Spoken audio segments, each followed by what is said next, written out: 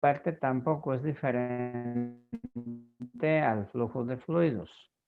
Decir que es el área por el campo, por la velocidad, perdón, significa para nosotros cuántas líneas de corriente estaban atravesando una superficie transversal de un tubo de corriente.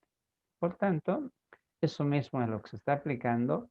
En nuestro caso sería, si estas son las líneas de campo, uniforme por el horizontal, para una hipotética superficie transversal, ¿no? ¿Cuántas líneas atraviesan? Eso determina el flujo eléctrico. Y entonces, similar a la ecuación de continuidad, es el tamaño del área por el valor del campo eléctrico. En física 2 será por el valor de la corriente, de las líneas de corriente, es decir, de la velocidad. ¿Ya? Su unidad en esta forma escalar, Newton sobre Coulomb para el campo y el metro cuadrado para el área. Nada más que añadir, no tiene ningún nombre en especial, solamente eso. Aunque se podría indicarle que Newton por un metro julio por metro sobre Coulomb, no se gana mucho, mejor dejarlo ahí, ¿no? Y solo en unidades internacionales, ningún otro sistema usamos. Si la superficie es oblicua, como en este caso esta superficie celeste a las líneas de campo, no es transversal como esta, entonces lo que se hace es trazar un vector unitario perpendicular a esta superficie celeste, perpendicular. ¿Sí? Ese vector unitario perpendicular al área con el campo, que en este caso es horizontal, observen, forma este cierto ángulo, ¿sí? Θ, ¿ya? Y entonces, aplicando trigonometría, se traza el área, esta superficie punteada, perpendicular a las líneas de campo. Esta superficie es perpendicular a las líneas de campo. Pero este no es más que, miren, la hipotenusa, si quieren, el área inclinada viene a ser la hipotenusa en este triángulo, pero de superficies, ¿no? Donde esa superficie horizontal es el cateto. Bueno, el ángulo se repite aquí exactamente.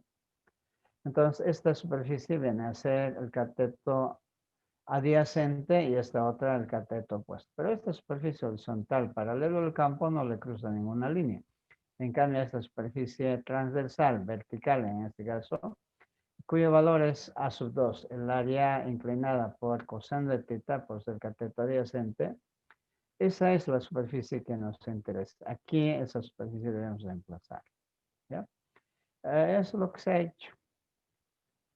El flujo, por tanto, es A coseno de θ por el campo y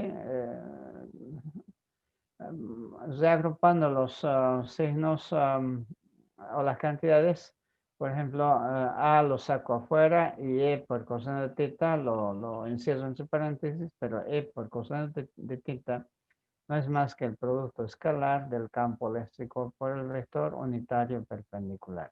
Y todo eso multiplicado por el campo. Como comprobación, la magnitud de producto escalar es E, que está aquí.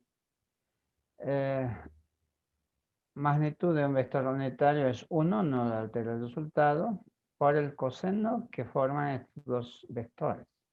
Coseno de θ, este vector, y el tamaño del área que está aquí. Entonces, estas dos cantidades son evidentemente iguales. Conviene expresarlo en esta segunda forma, por lo menos para ver cómo es el flujo en el caso de ya no el campo uniforme, sino sea el campo variable, que es casi la mayoría de los problemas, con campo variable. Este es el caso que presentamos acá. Una superficie no siempre plana, cualquier forma puede tener. Entonces las líneas de campo estarán presentes por acá. En un punto por donde pasa el campo eléctrico, como en este caso por ejemplo vertical, se traza una superficie diferencial, tan pequeñito diferencial infinitesimal, rodeando al punto, ¿no? Por donde pasa el campo. Y esa superficie diferencial se traza su vector unitario normal. Y entre este vector unitario normal y el campo, de nuevo forma el ángulo θ. El flujo ahora ya no corresponde a una superficie total A, sino corresponde a una diferencial de área. Entonces, d phi, diferencial de phi, sería E coseno de θ por dA. Y para calcular el flujo total, lo que se ha hecho es integrar miembro a miembro. Entonces, el flujo total, E coseno de θ por dA, toda vez que conozcamos el campo y cómo varía el ángulo θ a través del coseno, habrá que integrar doble integral y de esa manera calcular también el flujo para campos variables. Pero requiere esto el conocimiento previo de cómo va a cambiar el campo en el espacio que nos interesa. ¿Ya? Entonces, nos hemos preparado para calcular flujo eléctrico para campos uniformes, si está, de hecho, en nuestra superficie transversal, y si está inclinado de esta forma, y si el campo es variable, pues un trabajito más de integrales, pero nada más que eso. ¿Ya? La ley de Gauss.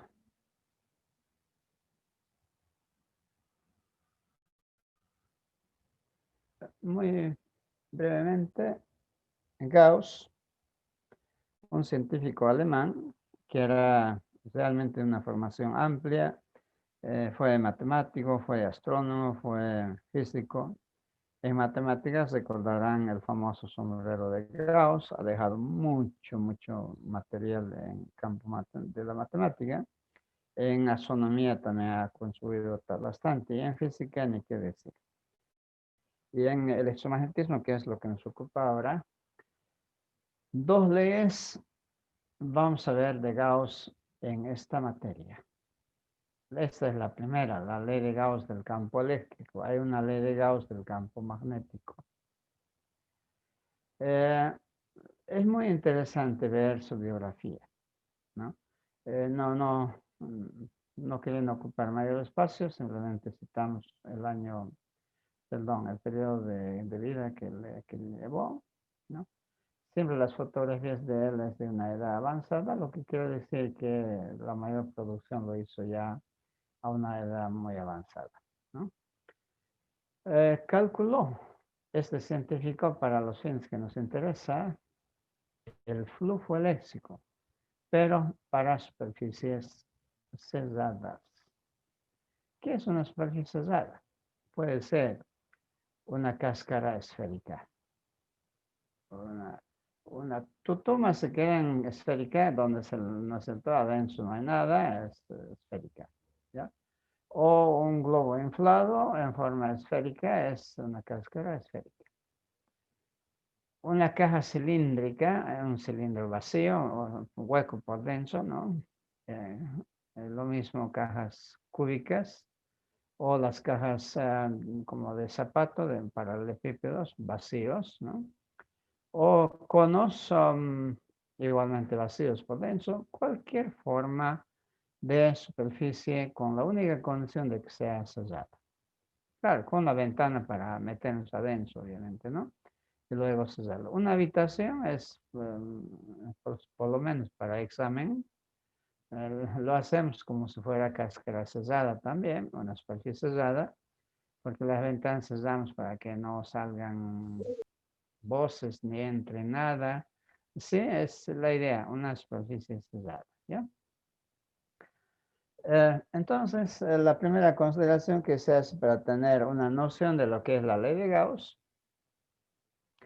una carga puntual genera sus líneas de campo.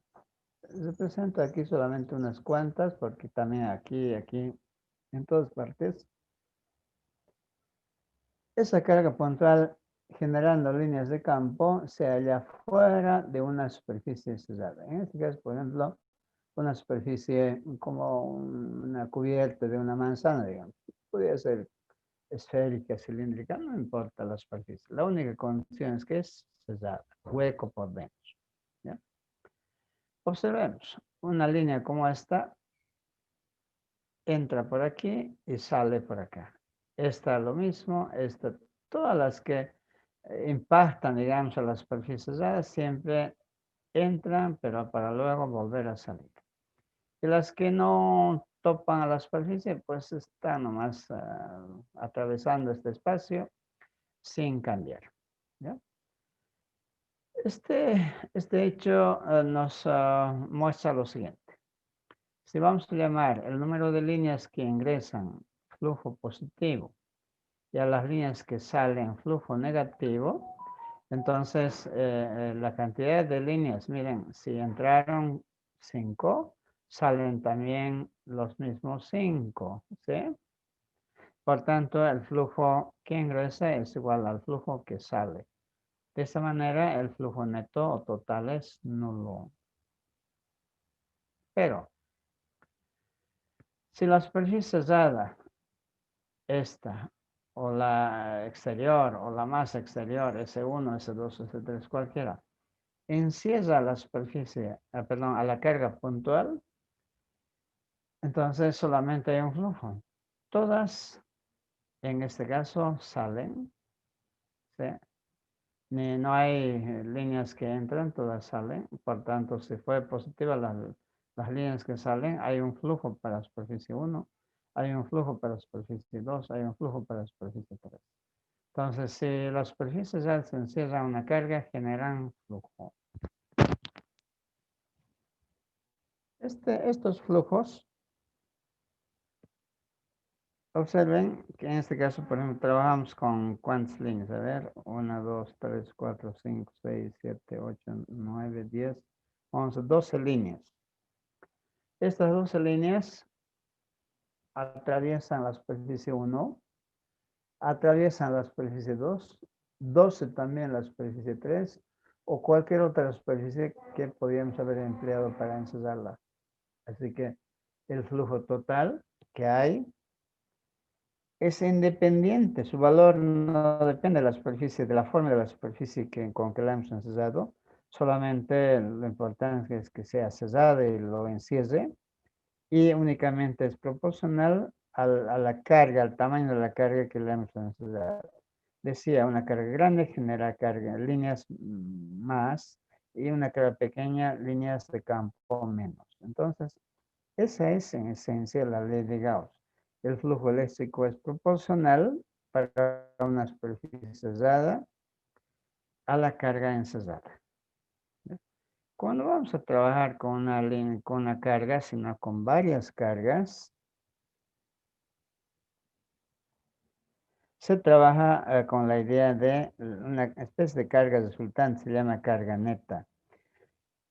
Si hubieran en este espacio, por ejemplo, muchas cargas, algunas positivas, las ROX negativas, las de azul, y nuestra superficie cerrada estuviera por acá, y únicamente encerrara a 3 cargas negativas y 2 cargas positivas, y habiendo otras, pero fuera de la superficie cerrada, las que quedaron afuera, recuerden que no generan efecto de flujo sobre la superficie cerrada, pero las que están encerradas sí generan flujo eléctrico. Entonces se llama carga neta a la suma algebraica de las cargas encerradas. Aquí Q sub 2 positiva, Q sub 3 negativa, Q sub 4 positiva y las 5 y 6 negativas. A esta cantidad, la suma algebraica se llama carga neta. Y se reemplaza la carga que habíamos encerrado antes por la carga neta. El flujo, por tanto, es proporcional a la carga neta. Es decir, esta. La constante proporcionalidad que encontró Gauss para igualar una proporcionalidad fue epsilon 0. Epsilon 0 llamada permitividad del vacío, cuyo valor ya hemos mencionado, 885 por 10 a la menos 12 en unidades internacionales. Esta es en esencia la ley de Gauss. Pero, siempre encontrando la mayor generalidad, si el número de cargas es tan grande, mejor pasar al modelo de distribución continua de carga.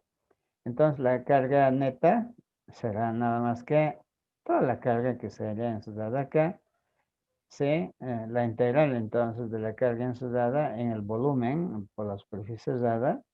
Si es lineal será lambda por dx, si es superficial sigma por dA, Y si es de volumen, rho por dB, según sea la forma, ¿no es cierto? Lineal, superficial o de espacio cúbico, por ejemplo. Entonces, con el flujo es la integral del campo por coseno θ por dA, y la carga neta no es más que la integral, o simplemente lo dejamos así, dependerá de qué forma sea. La ley de Gauss tiene esta expresión sencilla. La única diferencia es que antes no teníamos esta integral con círculo en el centro. El círculo en el centro en matemáticas se utiliza para una integral cerrada. En este caso, una integral de superficie cerrada. ¿Ya? Generalmente suele decirse para una superficie gaussiana, en honor al autor, ¿no?, que introdujo la superficie cerrada. ¿Ya? Esta es la ley de Gauss, en donde la causa está aquí, carga neta, y el efecto que nos interesa a nosotros calcular es el campo eléctrico. No puedo despejarlo, por supuesto, está dentro de la integral, pero veremos las formas de cómo utilizar esta ley para calcular precisamente campo eléctrico. Entiendan como una ley.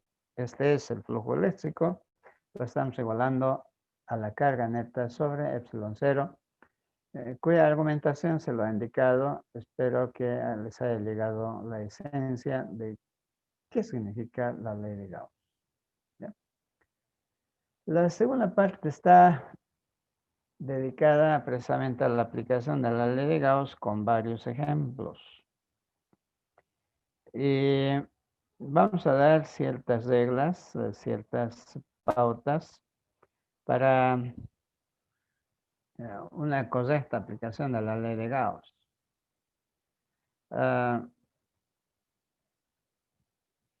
Eso nos está anunciando de que nuestro tiempo se ha agotado. Un par de minutos, por favor, unos 5 minutos a lo más, para volver, pero ya sobre las aplicaciones de la ley de Gauss. ¿Cómo vamos a hacerlo trabajar esta nueva herramienta para calcular el campo eléctrico? Jóvenes, en esta primera parte la presentación de lo que es la ley de Gauss. ¿Mandar otro link, disculpe, ingeniero? Dígame. ¿Va a mandar otro link o el mismo, disculpe? El mismo, solamente vamos a reingresar, ¿sí? Ya, de acuerdo, Listo. ingeniero, Ya, gracias. Gracias, ingeniero. ya. Por favor, un Gracias, receso Inge. cortito.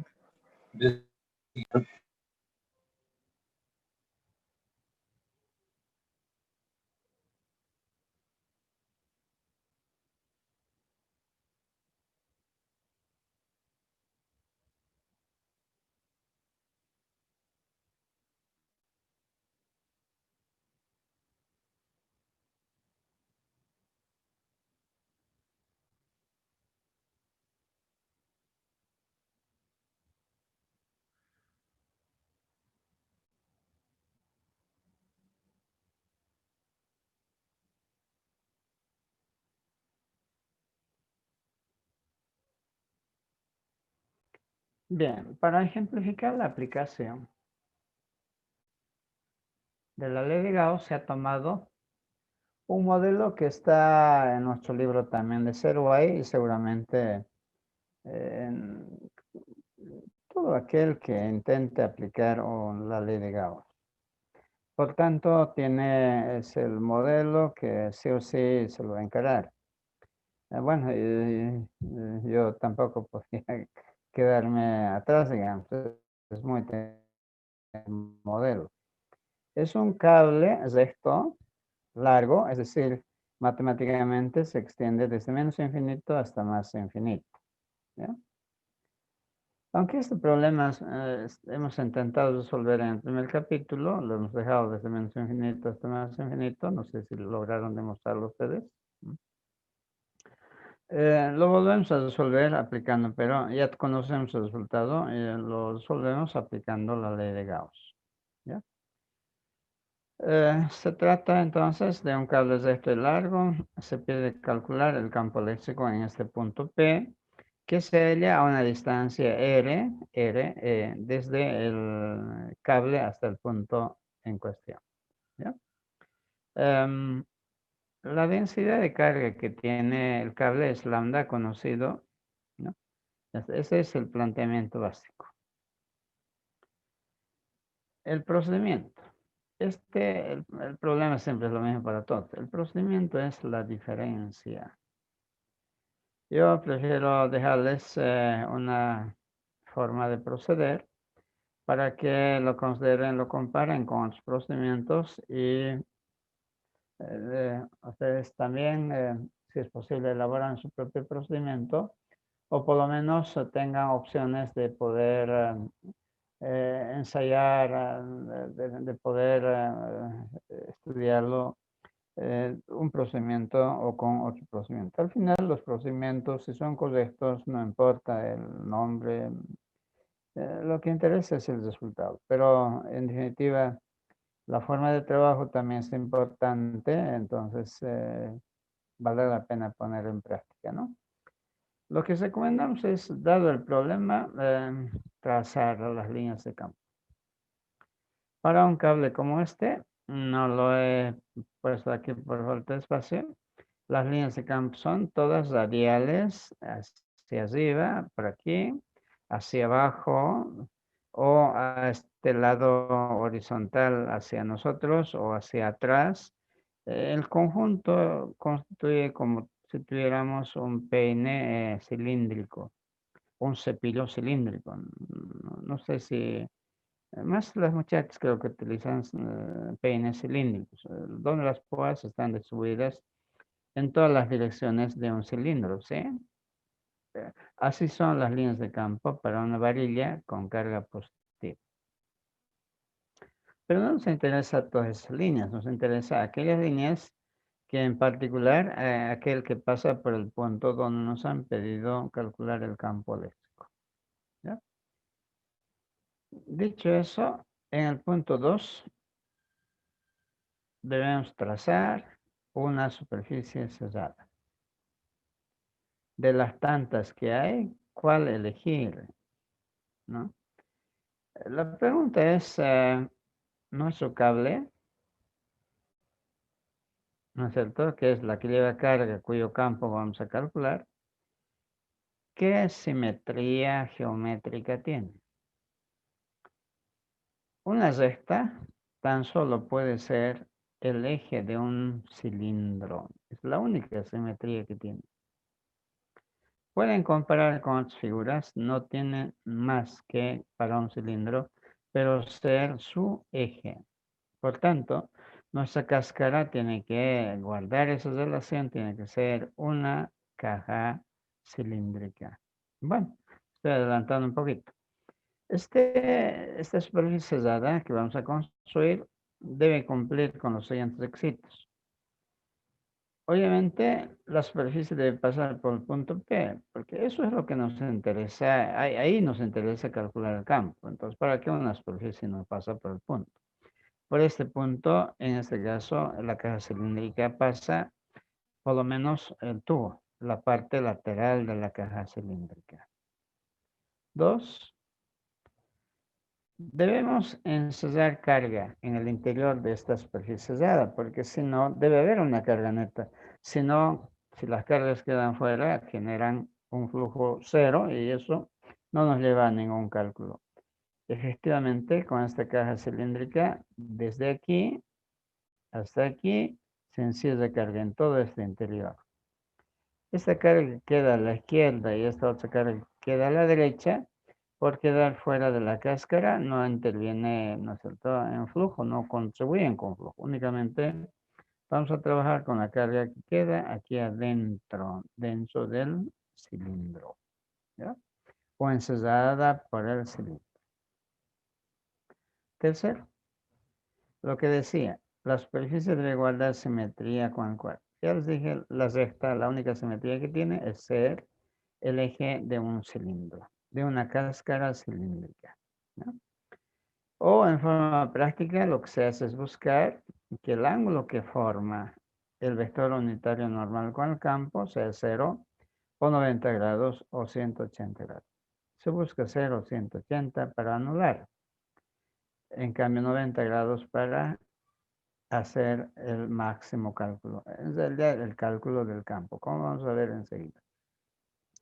Este segundo punto quizás es el más álgido en cuanto a su confección. Cuando hablo, por ejemplo, de guardar simetría, no hemos hecho pues en ninguna materia geometría en el colegio seriamente. En la universidad hemos hecho geometría analítica, plana del espacio también, pero geometría y geometría muy poco. Por ejemplo, no sabemos qué significa regla de oro, etcétera. Así que sería exigirles mucho en un campo donde muy poco o nada se ha hecho en la misma universidad. ¿Ya? Quizás por esa razón, esta segunda parte, o los ejemplos nos mostrarán finalmente cómo se aprovecha esto. ¿Ya? Tercer paso. En el punto P y donde correspondiera, se debe trazar el vector campo, el elemento de área rodeando a ese punto, trazar su perpendicular, el vector unitario normal, y obviamente registrar los diferentes valores que vayan surgiendo para el ángulo θ. La cáscara cilíndrica está definida por dos superficies. Una base, una tapa, con 1 y 2 se lo va a designar 1 para la base, 2 para la tapa, y 3 por tanto es el área lateral, la cáscara del tubo exactamente. ¿Ya? Con eso, observen en la figura, voy a retroceder a una página para ver estos valores.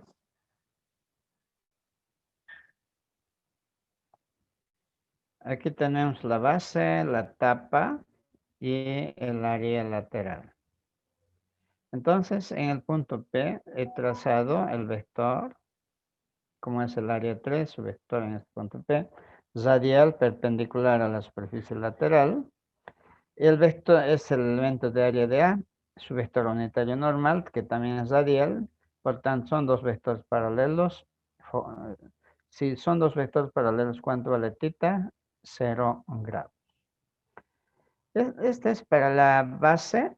Miren, el vector, dijimos radial, en este caso hacia abajo, el vector campo, ¿no? El elemento de área aquí está con celeste, su vector unitario es horizontal, perpendicular a esta área, horizontal hacia la izquierda, miren, forman 90 grados.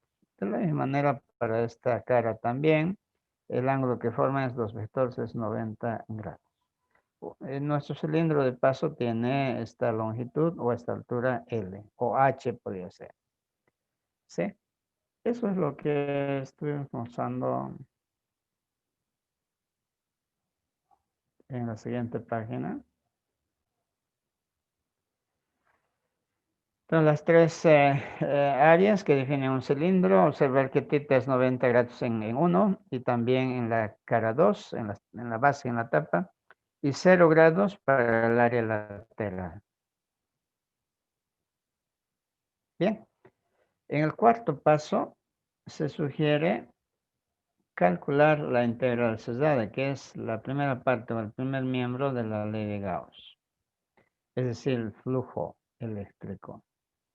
¿Ya?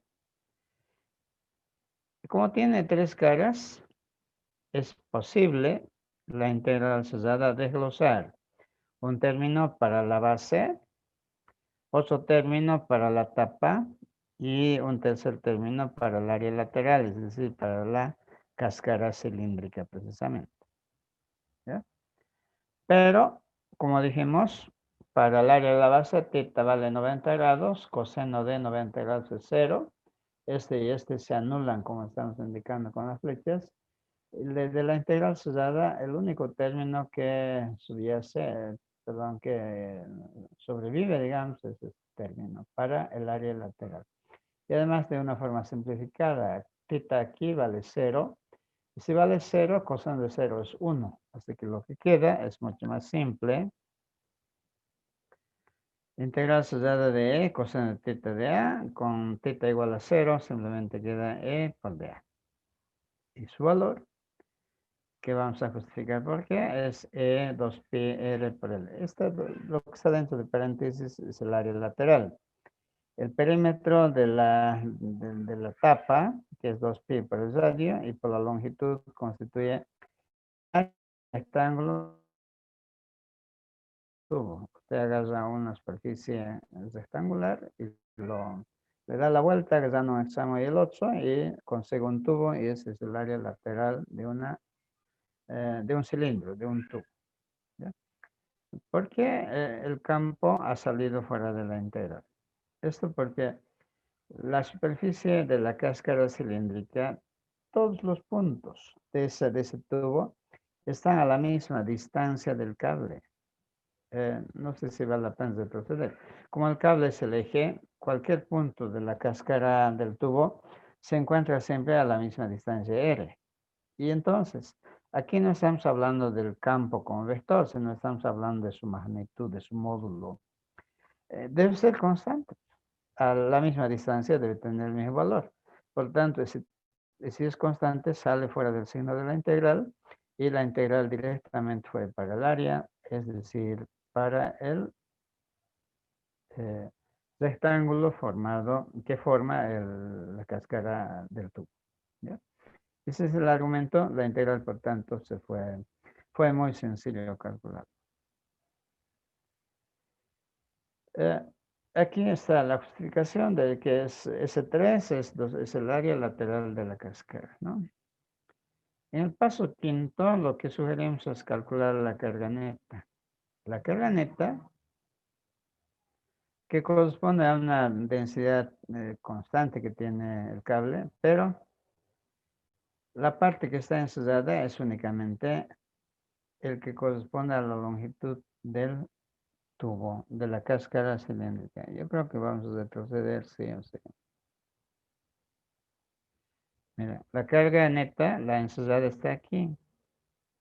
Es lambda para esta longitud, es decir, la altura del cilindro, la longitud del cilindro. Entonces, directamente lambda por la longitud está L, la carga ensayada, la carga que se halla en el interior del cilindro.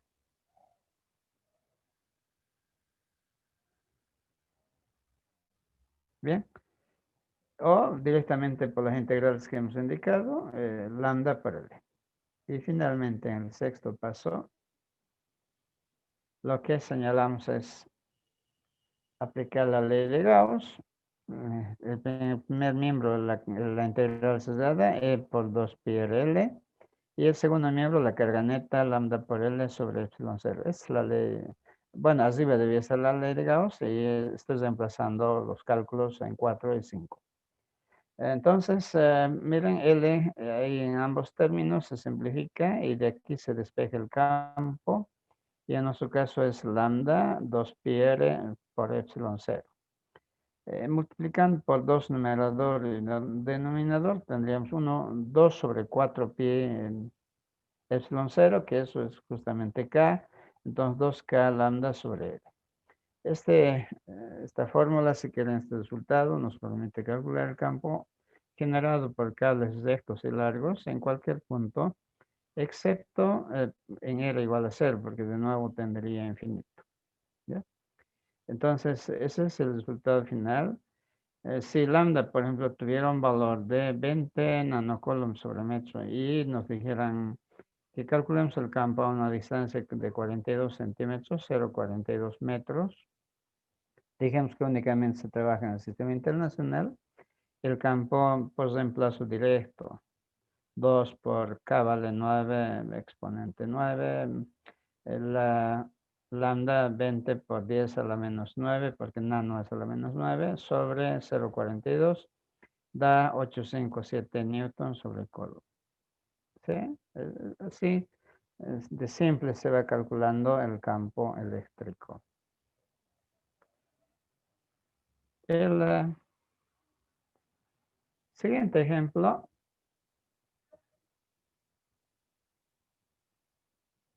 Es una extensión de la primera parte.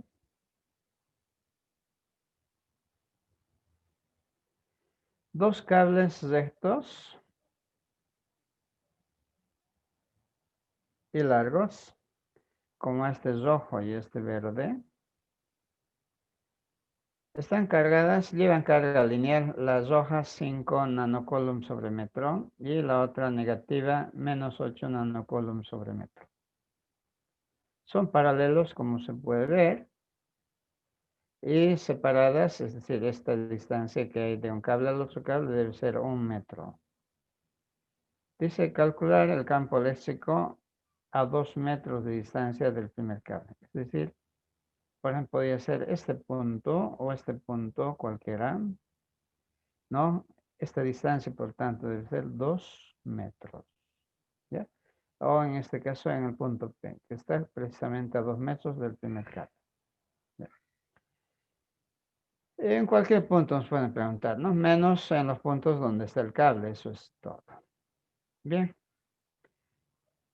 ¿Cómo encaramos? Ya tenemos resultado para cada cable. Entonces lo aplico este resultado para el cable rojo y también para el cable verde, pero para este punto. En el espacio puede verse complicado, pero si hacemos un corte eh, transversal, un corte paralelo a la pantalla, el problema se representa de la siguiente manera. Para un plano de la página de la pantalla, quiere decir, nuestros cables simplemente aparecen como cargas puntuales, la recta cortada, para la positiva, para la negativa. Distancia entre ellas 1 metro y de la primera al punto P 2 metros. Hacemos un análisis cualitativo también. Carga positiva genera un campo radial positivo. Carga negativa genera un campo radial, pero dirigida hacia la carga negativa. Entonces, este es el campo S2, es el campo S1. ¿Ya? Las distancias: a la primera carga 2 metros, a la segunda carga por Pitágoras calculamos esta distancia, que no es más que la hipotenusa, ¿no?, de estos catetos. Es raíz cuadrada de 5 directamente. Calculamos a continuación el tamaño de los campos, se supone S2, su magnitud, ¿no? Aplicando la relación que hemos reducido, 2, etcétera, para la primera, para la segunda. Ya, pero sin signos. ¿Por qué? Porque los signos ya han sido tomados en cuenta para ver si el campo que generan son divergentes o convergentes. El signo ya fue tomado en cuenta. Además, claramente dice aquí magnitud. No hay signo de magnitud. Los valores estos. Aplicamos el método del diagrama de cuerpo libre trazando o asociando un sistema de referencia. Por ejemplo, aquí horizontal, vertical para X y Y, porque el campo 1 ya tiene dirección horizontal, así que ya no hay que descomponer. Solamente este vector habrá que descomponer, como estamos señalando aquí en su componente horizontal y su componente vertical. Ambos negativos. El sistema de coordenadas cartesianas, para descomponer el campo S2 necesito este ángulo, porque si no, no voy a tener sus componentes. Pero es fácil ver, este ángulo se repite acá. Este ángulo que forma la hipotenusa con la horizontal es el mismo ángulo la que forma el vector S2 con la horizontal. Entonces calculo el campo, perdón, el ángulo alfa. Cateto opuesto 1 sobre cateto adyacente 2 viene a ser de 26,56 grados. Y calculamos componente X. Componente X del campo resultante en el sistema de coordenadas positivo, E sub 1, y negativo, este componente E sub 2, como este es alfa, será E sub 2 coseno de alfa por ser cateto adyacente. Lo he reemplazado a valores, negativo 12,6 newton sobre Coulomb. Componente Y solamente este vector, negativo también, E sub 2 seno de alfa por ser cateto opuesto, cuyo valor también lo tenemos acá. Pitágoras para magnitud y arco tangente para hallar su dirección. Todo está calculado aquí. El método, observa una vez más el del diagrama de cuerpo libre, insistiendo sobre ese método desde el primer capítulo. Eh,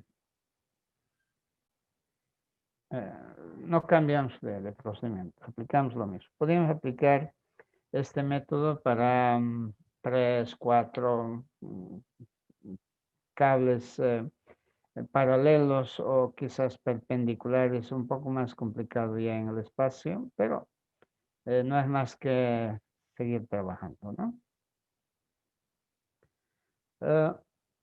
Demás aplicaciones. Por su carácter de aplicación, el cable coaxial está constituido por un alambre compacto, que a su vez es el eje, y otro cable cilíndrico, una coraza cilíndrica, de alambres finos, tejido más bien, pero en forma cilíndrica, y con aislamiento cilíndrico hueco aislante, material aislante, y todo se cubre con otro material aislante. Este tipo de cables se están usando para transportar señales electromagnéticas, audio y video, mejor las dos. En nuestro caso particular, Cotas tiene combinación con la fibra óptica, esta para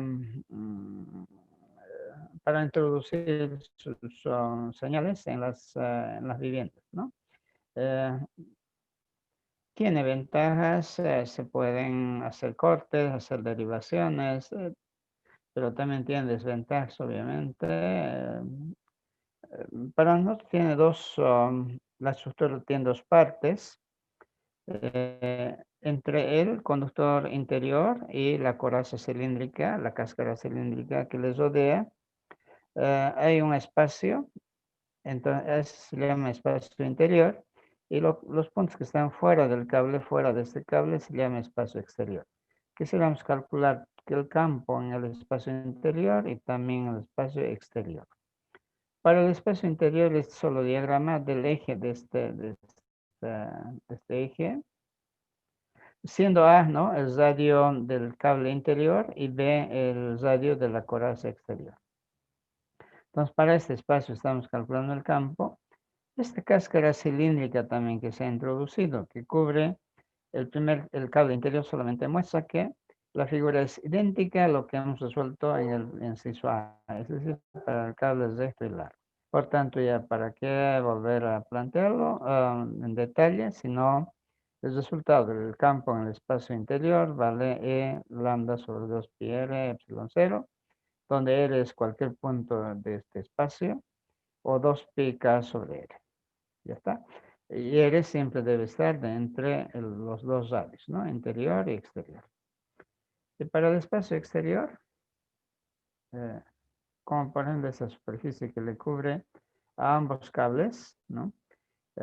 Quizás olvidé decir, creo que el cable interior lleva una carga positiva y la coraza exterior, esta coraza exterior lleva una carga igual, pero de signo contrario. Entonces, para esa superficie cilíndrica vamos a tener tanta carga positiva como negativa. Por tanto, la carga total en el espacio exterior encerrada por esa superficie es nula. Y consiguientemente, siendo la carga neta nula, el campo también es cero. ¿Ya? Sí. Y el resultado final dentro del cable coaxial es así. El campo eléctrico solamente va radialmente del cilindro interior hacia el cilindro exterior, la cáscara cilíndrica exterior. Aquí está incluidos los signos a lo largo de todo el cable. Solo hay campo en este espacio y no hay campo afuera. Eso tiene una gran ventaja. El campo que transmitimos por el interior no se escapa, pero al revés tampoco permite el ingreso de campo que podría haber de antenas, de radioaficionados, lo que sea. De afuera tampoco puede ingresar adentro. Por tanto, este es un buen sistema de transmisión de señales electromagnéticas. Se habla de varios kilómetros de distancia. También se distorsiona, obviamente, se atenúan. Hay que volverlo a elevar la potencia y seguir de esa manera transmitiendo. La fibra óptica, por supuesto, que es mucho más efectivo. ¿ya? El cable coaxial, entonces, como un elemento importante para transmitir campos eléctricos usando ese medio. Un tercer ejemplo, que ya no doy como el detalle de la solución, una esfera aislante con carga uniforme Rho ya en el espacio. En el libro simplemente muestro los resultados. Si la densidad Rho es constante en el espacio interior, este vale el campo, y en el espacio exterior, este es el valor del campo, que en realidad es el que corresponde a una carga puntual. Y su gráfica desde el centro de la esfera va cambiando linealmente hasta alcanzar la cáscara esférica donde presenta el campo máximo, para luego en el espacio exterior decaer exponencialmente para hacerse nulo a distancias lejanas. Así también debo tener algunos otros ejemplos que en el libro también están suficientemente detallados. Y si la exposición del libro no es suficiente, pues me consultan. Yo también puedo mandarles por lo menos fotografías de elaboración, ¿no es cierto?, a mano, porque es más trabajoso hacer en computadora, ¿no? Placa plana aislante, es un material aislante, puede ser papel, puede ser madera, vidrio. Se electriza con una densidad superficial de carga, todo ello, o se carga, ¿no? Y se aplica también a una superficie gaussiana cilíndrica y el resultado es sigma sobre 2 epsilon 0, tanto arriba como abajo, constituye, como en este caso, un espacio tanto a un lado como al otro lado, o arriba y abajo, campos uniformes con este valor. Estas son las líneas de campo correspondientes a una placa muy, muy grande. Siendo la placa no es tan grande, entonces será aproximadamente en la parte central, pero en los bornes será más, menos parecido a esta placa grande.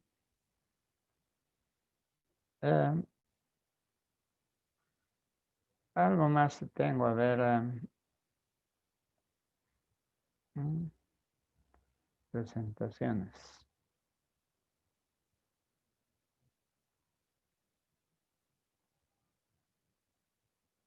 Bien. Pues solamente para esta tarde, los conductores en equilibrio electrostático. Todo conductor y aleaciones materiales, cuando se les carga eléctricamente, tiene un resultado muy importante, decía, las cargas solo se depositan en la superficie exterior. Por tanto, la carga no penetra en el interior y si no penetra, el campo en el interior es nulo. No importa si el cuerpo conductor es macizo o hueco, no importa. Mejor si es hueco, ahí nos ocultamos, por ejemplo, para fines de no sufrir descargas eléctricas. ¿Ya? Un segundo resultado es que la carga en la superficie exterior se distribuye en mayor proporción en zonas de mayor curvatura. Y en zonas de poca curvatura o curvaturas negativas, la carga es mucho menor o nula. ¿Ya? A lo que se llama efecto corona o efecto de puntas vulgarmente. ¿Ya? Dos resultados. Bueno, un tercero, el campo eléctrico en la superficie siempre es perpendicular, no a la superficie. ¿Ya? Y su valor, aquí estoy señalando además, como para todo conductor, es el doble de lo que tienen las placas aislantes, sigma sobre epsilon 0. Para placas aislantes aquí hay un 2. Como en este caso. Este es un material conductor, esta carga debía estar un poquito más afuera, pero la idea es mostrar cómo se generan los campos. En esta superficie, esta carga está en la superficie, y en el interior no hay carga, por tanto el campo es nulo. Y las líneas de campo emergen únicamente de la superficie hacia afuera, y con la misma propiedad de lo que hemos dicho, no hay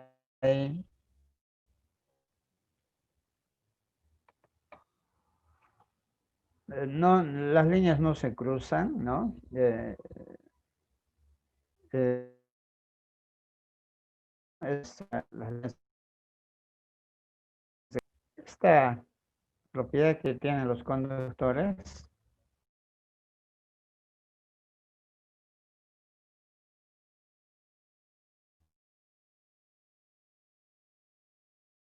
se aplica, etcétera. ¿Yes? En el caso de un ejemplo, por una esfera de aluminio de 10 centímetros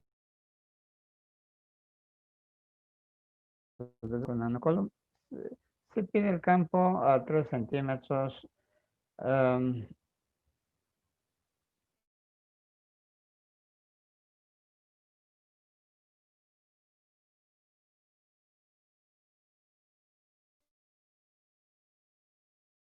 Estamos en el espacio interior, por tanto, para el inciso A es obvia la respuesta, el campo es nulo. En el espacio exterior, perdón, en la superficie, hemos dicho de que, bueno, se calcula sigma como la carga total sobre la superficie de la cáscara esférica. De la esfera exterior, perdón, de la esfera de metal, viene a ser de ese valor. Y se calcula su campo en la superficie, como se ha dicho en el punto 3. Y en el punto C, para puntos exteriores, se aplica la ley de Gauss. Hemos dicho que se comportan los cuerpos como cargas puntuales. Aplicamos también el que corresponde a cargas puntuales, colocando en el radio la distancia que hay del centro de la esfera a ese punto. Están graficadas en detalle los valores calculados.